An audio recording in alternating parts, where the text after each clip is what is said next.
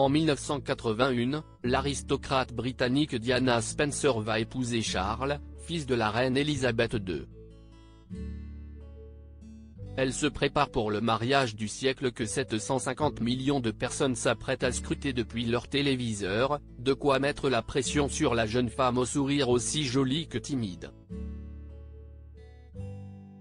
Mais ce n'est pas seulement le poids de la couronne britannique qui pèse sur le cœur de Lady Di, la relation de son futur époux avec Camilla Parker Bowles a de quoi lui causer des tourments.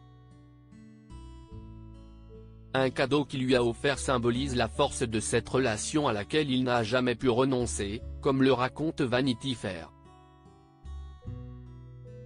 Si son mariage avec le prince Charles se prépare à grands pas, Lady Diana ne peut s'empêcher de penser à une autre femme qui tient une grande place dans le cœur de celui à qui elle va dire oui. Camilla Parker Bowles avait rencontré le fils de la reine d'Angleterre à un match de polo en 1970, mais leur idylle n'a pas duré car il devait intégrer la Royal Navy. Une histoire d'amour avortée mais qui ne va pas disparaître les années passant, malgré son mariage avec l'officier des Horse Guards, Andrew Parker Bowles, futur père de ses 2 enfants.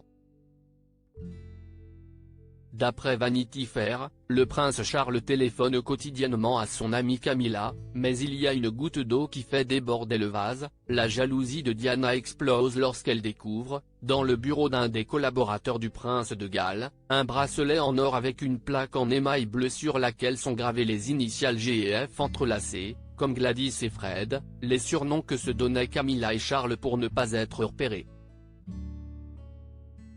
Une découverte que Charles confirme, le précieux objet est bien destiné à Camilla, mais pour lui signifie concrètement leur rupture, tel un cadeau d'adieu. Son entourage la verra même pleurer lors des répétitions du mariage, mais ce n'était donc pas l'émotion due au stress.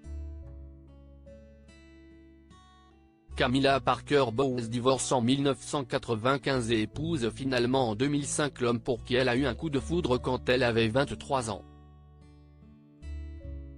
Une union qui a été acceptée par la couronne qui en a fait la duchesse de Cornouailles, moins par l'opinion publique qui garde d'elle l'image de l'éternelle rivale de la princesse des cœurs, tragiquement décédée il y a exactement 25 ans.